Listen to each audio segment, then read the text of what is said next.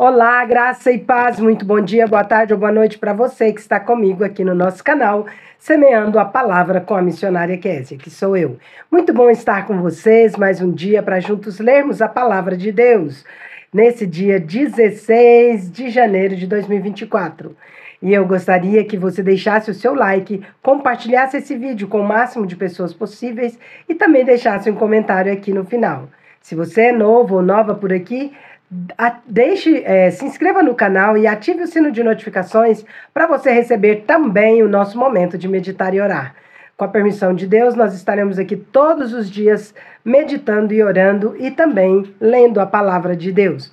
Nós estamos inaugurando aí um novo cenário e no final nós estaremos parabenizando os aniversariantes e orando por eles. Também com um novo cenário. Eu peço a você que deixe aqui o seu feedback. O que é que você tem achado das mudanças que está acontecendo aqui no nosso canal? Diga aí para nós, tá bom? Lembrando que nós estamos lendo a versão NVI com abordagem cronológica. Ontem nós encerramos a leitura de Gênesis e hoje nós começaremos o livro. Se você disse Jó, você acertou. Estamos sentindo falta aí da nossa querida Paulinha, que deu aí a ideia, a sugestão dessa versão da Bíblia, com abordagem cronológica, e vamos que vamos. Eu peço que você volte aí a comentar, tá bom, Paulinha? Um abraço para você. Vamos lá? Jó. Introdução. Jó, capítulo 1. Na terra de Uz vivia um homem chamado Jó. Era homem íntegro e justo, temia a Deus e evitava fazer o mal.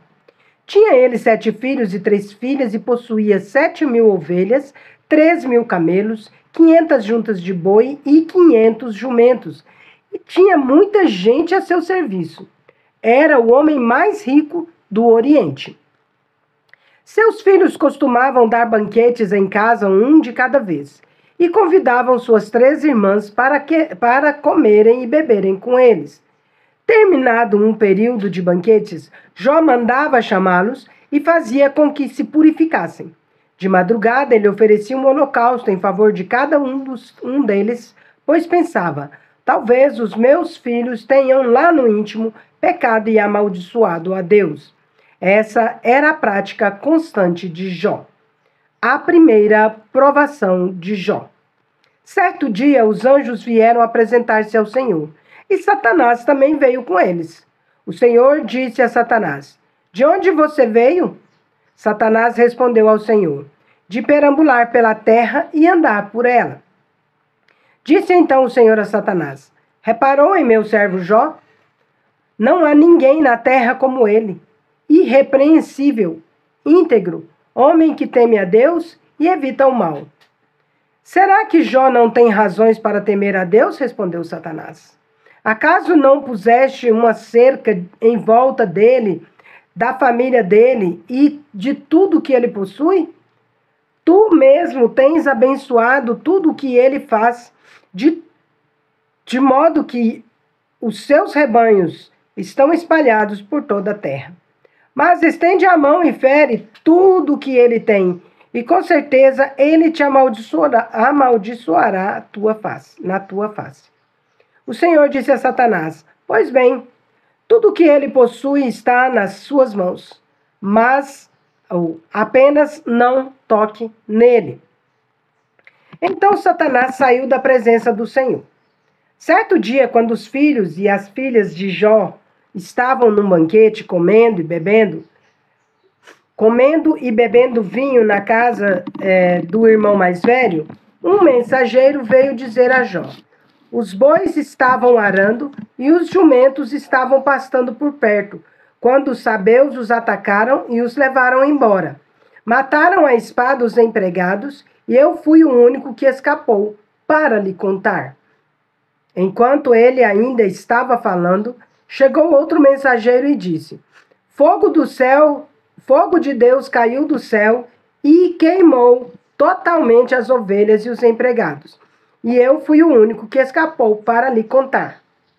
Enquanto ele ainda estava falando, chegou outro mensageiro e disse, vieram caldeus em 3 bandos, atacaram os camelos e os levaram embora. Mataram a espada os empregados e eu fui o único que escapou para lhe contar. Enquanto ele ainda estava falando, chegou ainda outro mensageiro e disse: seus filhos e suas filhas estavam num banquete, comendo e bebendo vinho na casa do irmão mais velho, quando de repente um vento muito forte veio do deserto e atingiu os 4 cantos da casa, que desabou. Eles morreram e eu fui o único que escapou para lhe contar.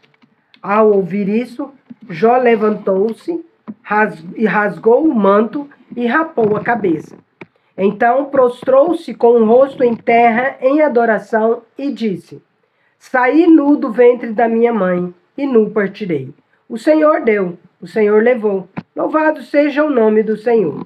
Em tudo isso, Jó não pecou e não culpou a Deus de coisa alguma. A segunda provação de Jó. Jó, capítulo 2. Num outro dia, os anjos vieram apresentar-se ao Senhor, e Satanás também veio com eles para apresentar-se. O Senhor perguntou a Satanás: de onde veio? Satanás respondeu ao Senhor: de perturbar pela terra, de perambular, né? Ele perturba também, de perambular pela terra e andar por ela. Disse então o Senhor a Satanás: reparou em meu servo Jó? Não há ninguém na terra como ele, irrepreensível, íntegro, homem que teme a Deus e evita o mal. Ele se mantém íntegro apesar de você me haver instigado contra ele para arruiná-lo sem motivo. Pele por pele, respondeu Satanás. Um homem dará tudo o que tem por sua vida. Estende a mão e fere a sua carne e os seus ossos, e com certeza ele te amaldiçoará na tua face. O Senhor disse a Satanás: pois bem, ele está nas tuas mãos, apenas não toque a vida dele. Saiu, pois, Satanás da presença do Senhor e afligiu Jó com feridas terríveis, da sola dos pés ao alto da cabeça. Então Jó apanhou um caco de louça e com ele se raspava sentado entre as cinzas. Então sua mulher lhe disse: você ainda mantém a sua integridade? Amaldiçoa a Deus e morre.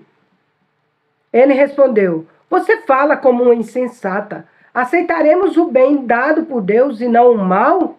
Em tudo isso, Jó não pecou com seus lábios. Os amigos de Jó.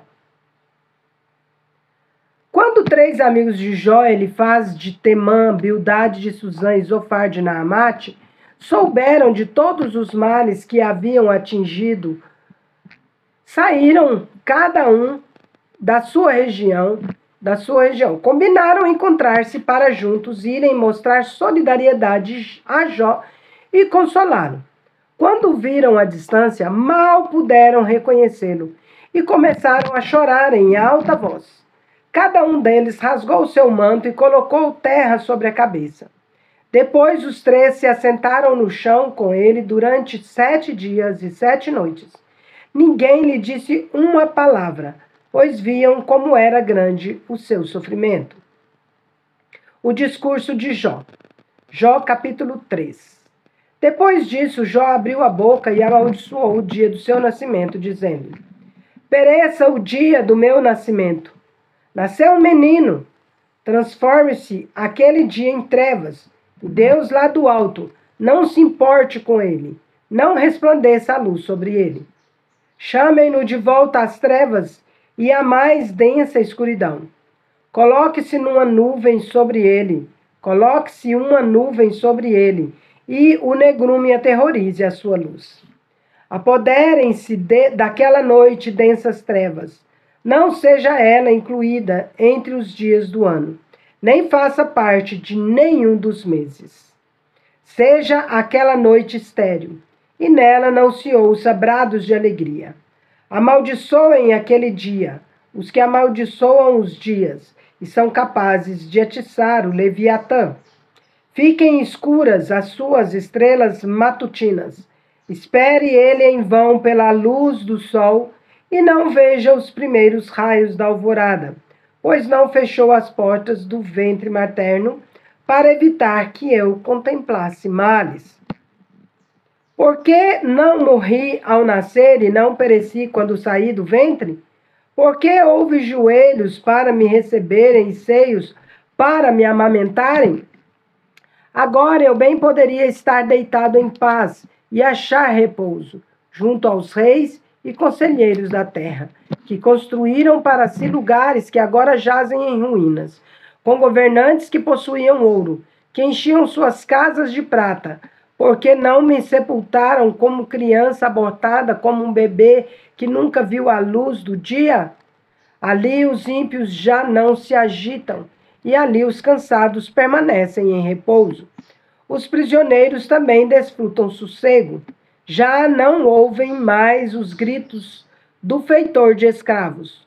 Os simples e os poderosos ali estão, e o escravo está livre do seu senhor.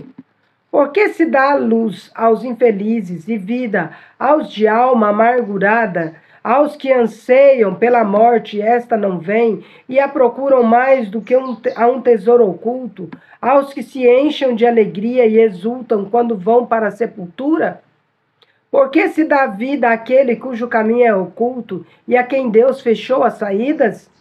Porque, pois me vêm suspiros em vez de comida, meus gemidos transbordam como água.